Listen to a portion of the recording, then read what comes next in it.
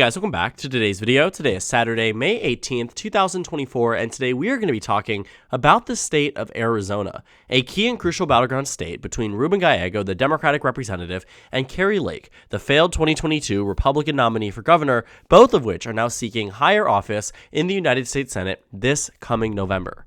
Now, Kari Lake's name might ring a bell largely because of two things. One, she has been floated as a potential VP nominee for Donald Trump, and two, because she ran for governor in the state of Arizona and lost in 2022. A lot of coverage around the Arizona governor's race meant that her name was populating and circulating across the state and, quite frankly, across the country. And then when the results came out in 2022, Kari Lake, similar to Donald Trump, refused to accept the results of the election, saying that Katie Hobbs had stolen the race from her in a margin that was decided by 0.66%. And it was a very close and competitive race, one that many people were expecting was going to be down to the wire, but ultimately with Kari Lake, the Republican, victorious as she was leading in a lot of the polls leading up to Election Day. In fact, all four of the polls going into that November 2022 race. And yet when the results showed that the Democrat pulled ahead, it showed that Arizona rejected the idea of Trumpism and candidates like Kari Lake. And 2 years later, now she's deciding that she wants to seek a different office, not the governorship in 2026, but rather the Senate election. This one, potentially at one point in time, which would have been against Kyrsten Sinema, the independent senator from Arizona who caucuses with the Democratic Party, who now has announced that she is not running for re-election. And so now we're down to a head-to-head race against Kari Lake and Ruben Gallego. Now, I think before we get into the conversation from the title of this video and from the headline you see here in Arizona Central about Ruben Gallego looking to pass John McCain and Kyrsten Sinema campaign donors for money here, there's a lot more that goes into it that explains why there would even be a level of John McCain or Kyrsten Sinema supporters that are now backing Ruben Gallego in full force. And a lot of it has to do with the fact that Kari Lake pushed away this portion of the electorate in the 2022 midterm elections. There's a reason why she lost compared to the polls that said she was going to win, because she ultimately turned away bases of the Republican constituency that were necessary for Republican victories in years past. When Donald Trump turned away the Trump electorate in 2016, the McCain electorate in 2016 in Arizona, we saw this state swing to the left by over 5 points relative to the 2012 presidential election. And the reason why that matters is because it showed that despite Donald Trump improving on quite literally every other state, with the exception of a very specific few, Georgia, Texas, Arizona being amongst them, Donald Trump saw a 6-point swing to the left from 2012. And so why does that matter? Because it showed that Donald Trump rejecting the McCain style of Republican elections, the McCain style of campaigning, the McCain Republican in general, meant that Arizona was now going to become more competitive. 2 years later, they elect a Democratic senator for the first time in decades. They elect a majority of Democrats to the House delegation in 2018. In 2020, Joe Biden flips the state. In 2022, a Democrat flips the governorship. And now in 2024, Kari Lake, a Republican who's similar to Trump, went after John McCain, who is now trying to win back this portion of the electorate, is being rejected at every single level. If we remember back in 2021, when Cindy McCain, first of all, even going back to 2022, when she endorsed Joe Biden, 2020 rather, in September 2020, Cindy McCain announced that she was endorsing Joe Biden for president, and as did the McCain family. And then when Donald Trump refused to accept the results of the election, specifically in a state like Arizona, Cindy McCain said that this election audit was ludicrous. When she makes conversations about, or causes conversations around what is happening in Arizona, what the Trump campaign is doing with the election audit, what the Biden campaign is doing by endorsing him, by just driving all of this discourse around Donald Trump, making him seem like he's the bad guy, the McCain family is peeling away that portion of the electorate from the Republican Party. And so when Kari Lake tried to adopt a very similar strategy to President Trump. I mean, you could have seen they were a perfect duo up on stage. They were carbon copies of one another. Kari Lake also went after John McCain. She said she didn't want them in the Republican Party. In fact, she went so far as to saying that at a campaign rally, she did not want Arizona Republicans, that any of them associated with John McCain, to get the hell out of her campaign rally. And so they did. Despite leading in these polls, Kari Lake ultimately ended up losing to Katie Hobbs, who, based on a number of different analysis, said that she ran not the best campaign, to put it lightly. Katie Hobbs refused to debate Kari Lake, which is never a good sign on the Democratic front, held significantly less campaign rallies, was significantly less visible, and Kari Lake had a lot of momentum going into that election. But it is those groups of voters out there that, despite 2022 being a very strong year for Republicans, where they won back the delegation in the House of Representatives in Arizona, they maintained their majorities in the Arizona State Senate and the State House, the governorship still went blue.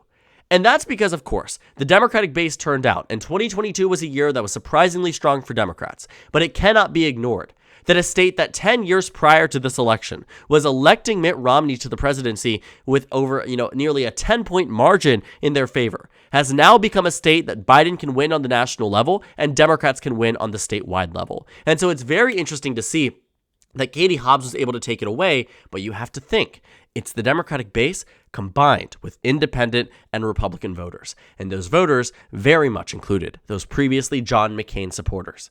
Because you could even see it in 2016. There were voters out there that were McCain through and through that were, Clinton, Biden, and will be Biden again in 2024. It reminds me of John McCain, who ran along the same ballot as Donald Trump in 2016. Ran alongside the same exact ballot here, and we saw John McCain win by 13 points. Do you know how much Donald Trump won by? 3.5. There was a significant portion of the electorate that was voting for John McCain and Hillary Clinton, despite them running against each other 8 years prior in the 2008 election. And Barack Obama, who ran against John McCain, was demolished by today's standards in the state of Arizona by John McCain in now what is a battleground state. And so it is those voters out there, the McCain-Clinton voters, that turned out for Biden in 2020 and drove it home for him in that election. And now, they're taking their revenge out on Kari Lake, not only as they did in 2022, but again in 2024. Gallego is now seeing a number of former McCain supporters, Kyrsten Sinema supporters, and I'll talk about a bit about why that actually matters here, that are now fundraising for him in this election. Kyrsten Sinema is at a unique point because she is an independent who ran as a Democrat in 2018, won as a Democrat, might I add, switched over as an independent around 2021, 2022, caucused with the Democratic Party, and drove up all the speculation that she might run for Senate again in 2024. She decided against it, but there were a significant number of people, including, no labels type of people, who were independent voters at heart that backed Kyrsten Sinema in what she was doing. Of course, partisan Republicans and partisan Democrats weren't enthusiastic by this independent, idea that she was trying to bring in, this bipartisan agenda she was trying to bring in. Congress is probably one of the most polarized places in the entire country. And here was Kyrsten Sinema standing directly in the center. But there are voters out there that are center voters. There are voters out there that swing back and forth between Democrat and Republican depending on the election, and Kyrsten Sinema was their perfect representation. And so they backed her not only with their vote, but also financially. They chose her to run in 2024. Many of them wanted her not only to run for Senate, but if not, run for president of the United States against Donald Trump and Joe Biden. There were voters out there, and bases and wealthy donors out there, that loved that idea so much that they funded money into things like no labels. They funded money into Kyrsten Sinema despite her not announcing a re-election bid, and they heavily encouraged that she run in the middle of the two, rather than on the left or the right, but instead straight up center. But when she decided to pull out, these voters were now faced with a very hard dilemma. They were back at their Democrat or Republican shtick, and clearly they are choosing the left wing. These McCain and Sinema backers that love this idea of bipartisanship and reject the idea of Trumpism and the idea of Kari Lakeism, and so they are backing Ruben Gallego, not necessarily because they believe the progressive ideals that he holds and held in the House of Representatives, but because they so desperately want to beat Kari Lake in this battleground state, all to the benefit of the Democratic Party. It's the same thing we saw back in 2020. I mean, I kid you not, this Cindy McCain endorsement genuinely did make a difference for President Biden in the state. Because a lot of these voters here that were never Trumpers but held their nose and voted for him in 2016, or for some of them, decided this would be their first election in decades voting for a Democrat, and that Democrat, surprisingly enough, was Hillary Clinton, were looking for direction in 2020. Because for some of them, this was a question that they had answered in 2016. And in some cases, voted for Trump, voted for Clinton. But for all of them that ended up voting for Biden, a lot of it was swayable by those Republicans out there. People like Susan Molinari, People like Cindy McCain, who stood and were part of the Republican Party of the past that are no longer there today, and endorsed Joe Biden in that election because they believed he was the right choice for the time. And so in this upcoming election, it isn't about the presidential that we're talking about right now. It is a Senate election that will serve to be a proxy war of McCain Republicans and Trump Republicans. And right now, these McCain Republicans aren't even choosing a Republican at all.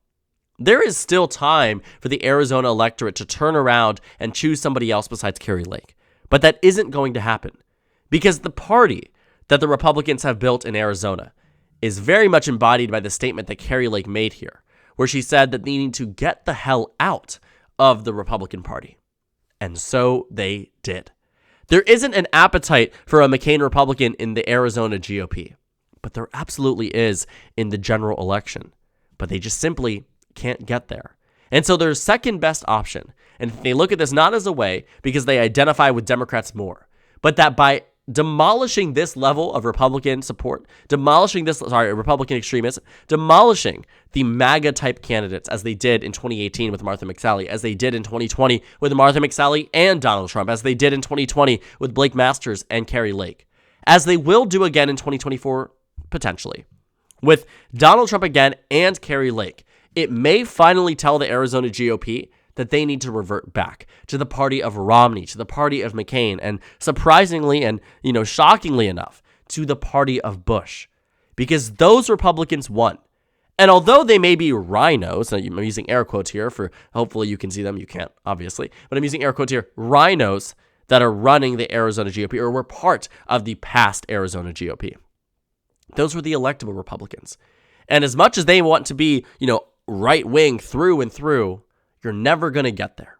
You lose the Attorney General's race. You lose the Secretary of State's race. You lose the governorship.